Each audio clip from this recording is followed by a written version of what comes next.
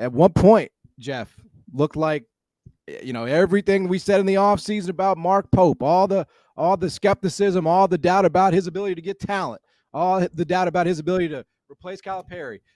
He made us look really stupid in the first few weeks of the season, and he probably still is, honestly. But a tough result last night for him, just kind of out of nowhere. And I guess that does happen in college basketball, but no Michi Johnson for Ohio State. They won the game outright by a lot as a 9-point underdog. So what do you make of it? I mean, how do you explain that effort from Kentucky and just, what you make of them? Well, I think if you look at it, again, they were fortunate to win their two big games, right? They could have lost both. Duke, certainly in Champions Classic, and Gonzaga in Seattle. They came back from, 18 down in that one to beat the Zags. Took care of Louisville, but didn't blow them out at home at Rupp. And, this is a team that, frankly, isn't overpowering. They're good, but, again, Lamont Butler went crazy in that game to be able to beat Gonzaga.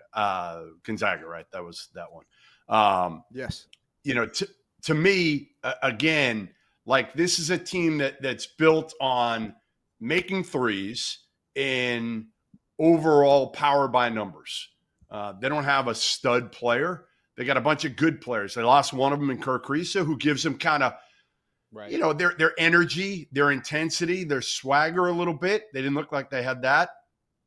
But again, they didn't make shots. And I just wonder, they weren't the fourth best team. I don't think anybody thought that they were the fourth best team in the country. Their resume said that they were worthy of being the fourth ranked team in the country at that point because they beat Duke and they beat Gonzaga. Again, they go 0-2 in those two, which they very well could have done. They're both one-possession games. Then you're talking about a team that's ranked probably closer to 20 instead of 4. So I think that could be Kentucky at the end of the day. It could be a 20th ranked team that maybe listen, if they get to the second weekend, and I know the expectations are probably higher than that right now because of how they came out of the gates, but if they get to the second weekend, that's a hell of a season for Mark Pope in year one. When was the last time, Sweeney, that John Calipari went to the second weekend? Been a while. Yeah, I think it was pre-COVID.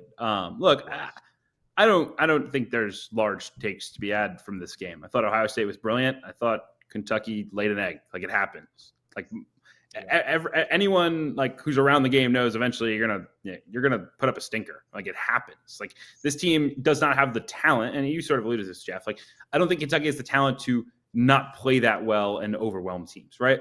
There were times under Cal, because you had NBA players, where they're not playing great, but at the end of the day, they have the best players on the floor. They're gonna do that. Like, Bruce Thornton might be the best player on the floor, at least in terms of he was overall talent. He certainly was yesterday. I'm just saying in general. Like, if you were starting a draft of these guys, I'm not convinced Bruce Thornton's not going to win. Right. Yeah. So that to me is, I think, where Kentucky will run into trouble, is like when they're not executing at a high level, when their effort's a little low, when they're not defending the way that they've defended.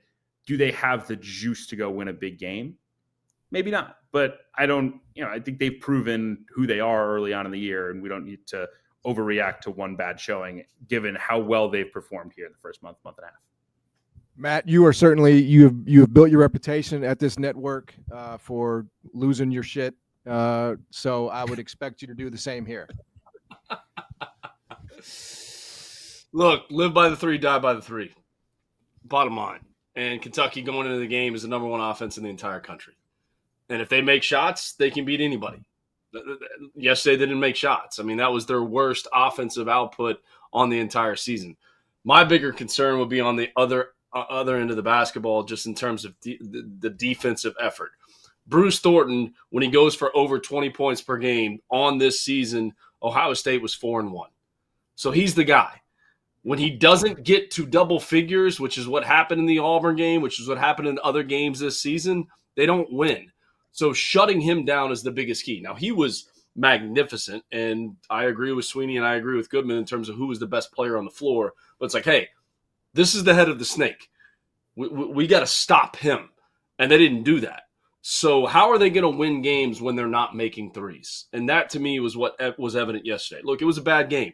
They didn't have a great performance. Obviously, they didn't shoot the basketball from behind the perimeter at all. But, okay, when we're not making shots, we got to find other ways to win the basketball game. And that started with Bruce Thornton cutting the head of the snake off, because based on the numbers and the analytics, and that's what everyone's focused on now, he's the guy. And anytime he goes for over 20, Ohio State wins. The only time they didn't win was the overtime loss to Pittsburgh. That was the only game that they haven't won this season when he's gone for over 20. He goes for 30 yesterday. How are they going to win games? How is BBN going to win games when it's not going well behind the three-point line? That's the biggest question mark. Now, when they get to March and they get hot, they can go on a run. No question about it. And what Coach Pope has done has been really, really impressive, walking through the door, not having a single player on his roster.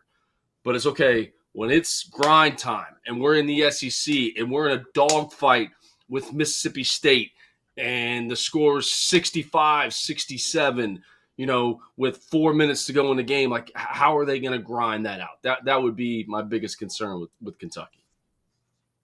Yeah, there's no question about that. Real quick, Jeff, before we do get to Chris Jans, the Ohio State piece of this. I mean, is there anything that they can sort of, take out of this and ride, the rest of the way? Because obviously, their coach, there's still a healthy amount of skeptics out there. Should he have been given the job? Should they, so this on that personal level to maybe quiet those people a little bit. Yeah, I mean, this is a big one for them. They had missed out on some opportunities earlier this year. Obviously, Jake Diebler, first-year head coach who got promoted, but they got Aaron Bradshaw back, and I thought that was huge. He was great after playing 4 games, having almost a month off. He gives them the length they need. They just don't have enough up front without him, and not just him, like not just his presence, but like he's got to be impactful on both ends of the court. He's super, super talented, but it's been all upside so far, and he's missed a lot of time. Between his time preseason last year at Kentucky as a freshman and obviously this year sitting out with some of the legal stuff that he was going through over the last month. But, the other part is Meechie Johnson. Does he even come back? He's left the team. And the big question with a lot of players right now, and this is a conversation that honestly needs to be had at some point. And I'm not saying this is going on necessarily with Meechie because I don't know for sure. But there's a lot of players around the country right now that are trying to figure out if they're not happy with the rules or they're hurt or whatever, do I shut it down? Do I shut it down because the deadline is now? And if I shut it down, I have another year of eligibility and I can go get more NIL next year. Again, that's a dilemma for a guy like Meechie Johnson.